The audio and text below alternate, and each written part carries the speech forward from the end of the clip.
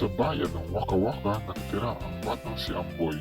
Mahilig tumulong si Amboy sa mga nangangailangan. Kahit mahirap na sila, pinalaki siya na maayos ng kanyang mga magulang. Sipag mag-aral si Amboy kaya nang magkapagtapos ito ng kolehiyo ay nagkaroon ito ng magandang buhay. Kaya minsan ay may nakita siyang bata at tinulungan niya ito dahil gutom na daw ang bata. Nagkasakit si Amboy ng mulubha at ilang araw din siya sa ospital.